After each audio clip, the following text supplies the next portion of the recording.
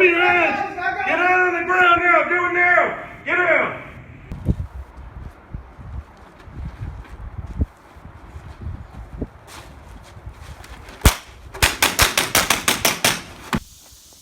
I don't know what the hell these guys are doing.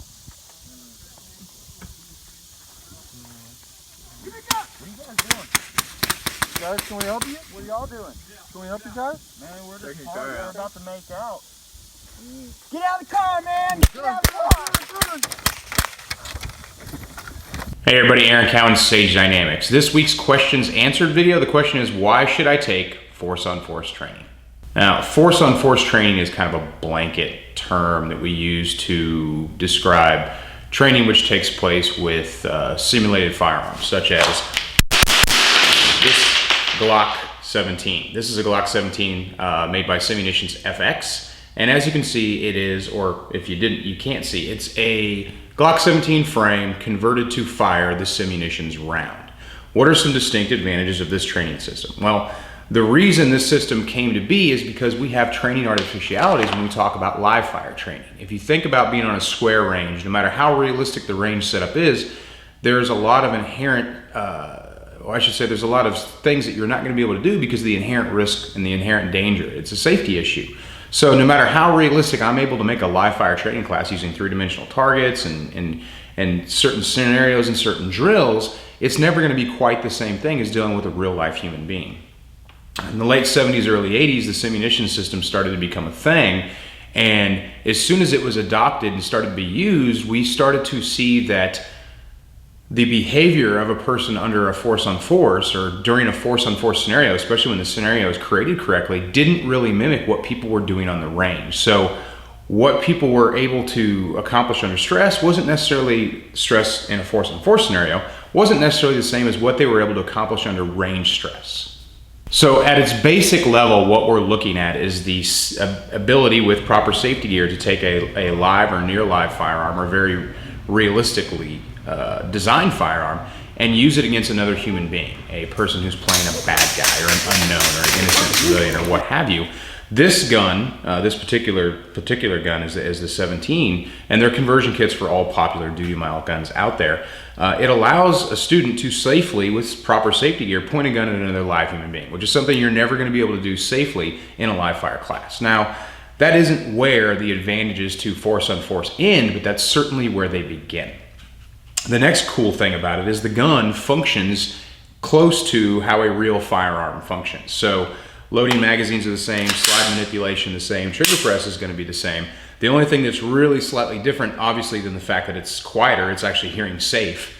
So you don't have to wear ear pro when you train under force-on-force if you're only using Sympathetic FX or UTM or another system, is the fact that the recoil isn't quite the same, and it does have some unique malfunctions due to the nature of the round that it fires.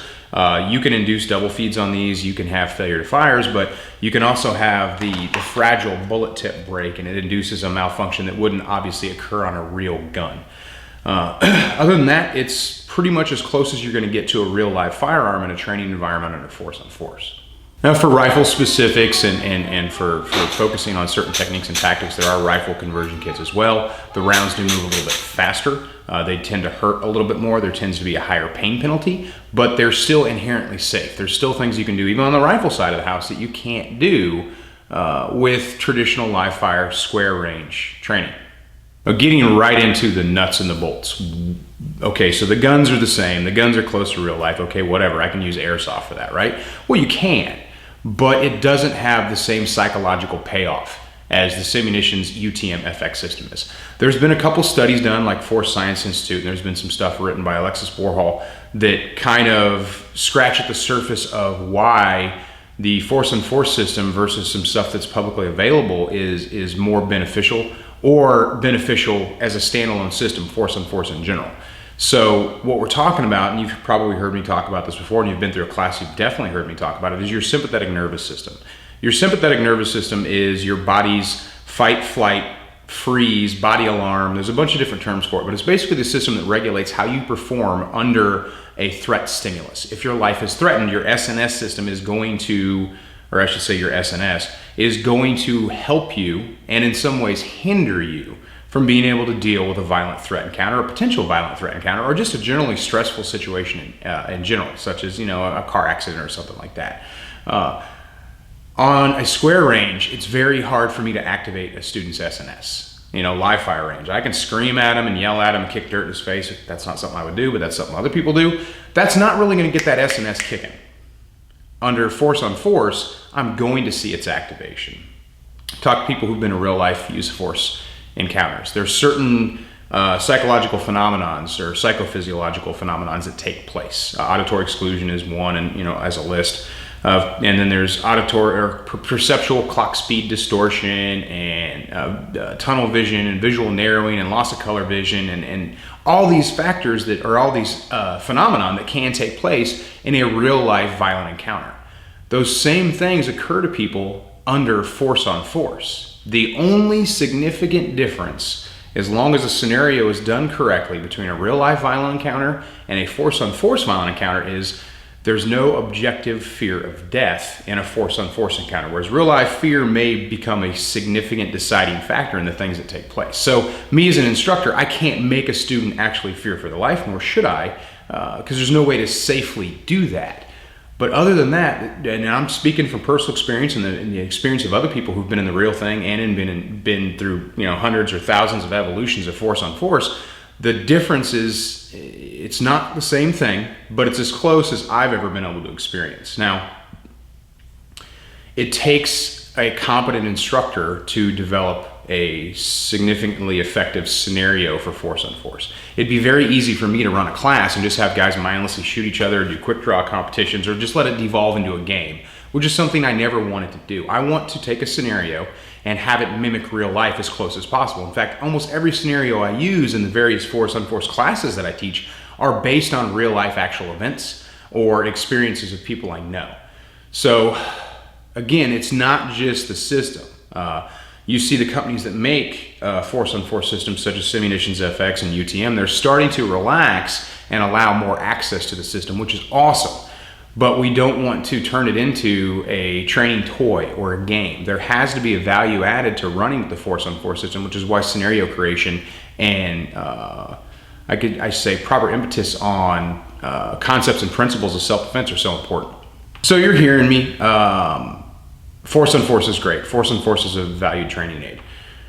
But again, does that actually answer the question as why it's important? I think it's important because it's a great way for you to personally test your own performance ability, validate your techniques, identify things that you need to work on under stress, and understand, and this is probably the most important thing, understand exactly how you are likely to behave and how well you're able to perform under stress. Stress inoculation is huge.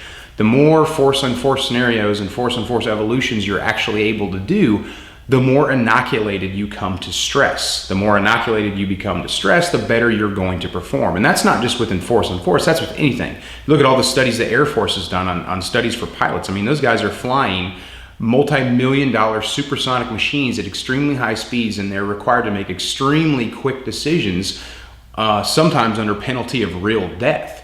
They do use their fine motor skills. They are able to, not technically multicast, but monitor multiple things at once and be able to control that aircraft.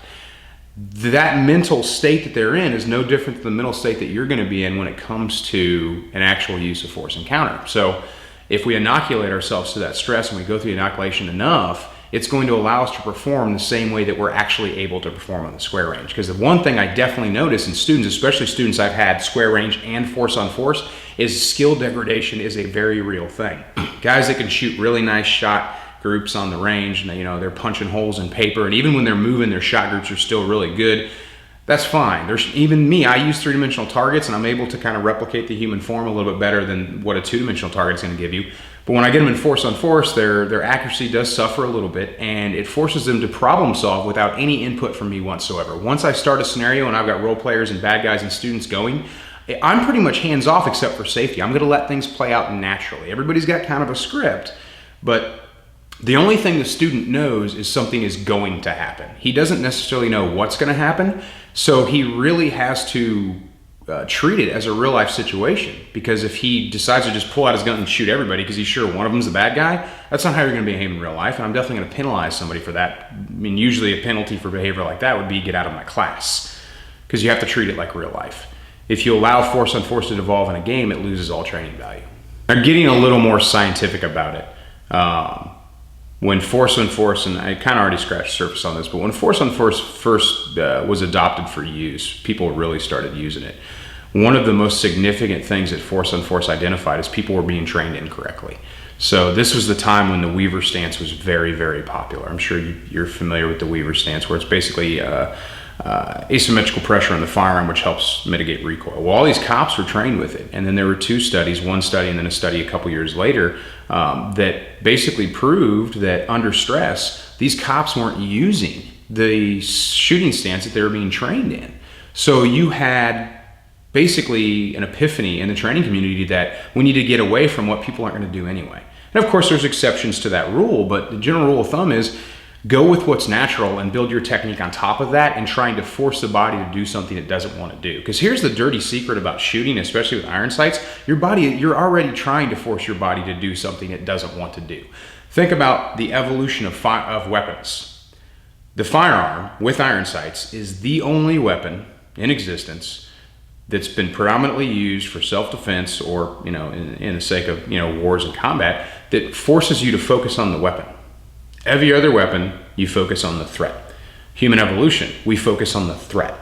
So when we introduce firearms, and firearms are still relatively new when you think about the evolution of warfare, they haven't been around for a whole lot of time, and according to some popular science, it takes 25,000 years for an evolutionary change to occur.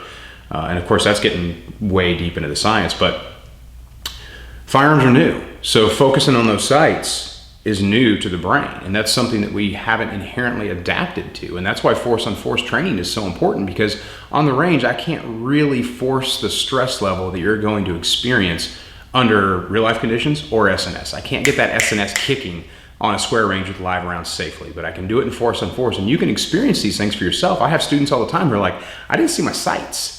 But after they've gone through a few evolutions, or after they've come through a few classes, they're like, you know what, I'm starting to get it back.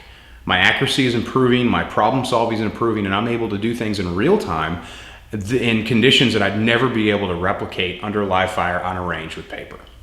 Now, by all means, do not take my word for it. Go to a force on force class. Granted, depending on where you are, it's not going to be as accessible, but you need to do it once. You need, especially if you take training very, very, very seriously, if you take your self-defense very, very, very seriously, because it's the best way to validate or correct techniques. And it's going to be, well, you're going to basically go through your first class and be like, you know what, I need to do this more.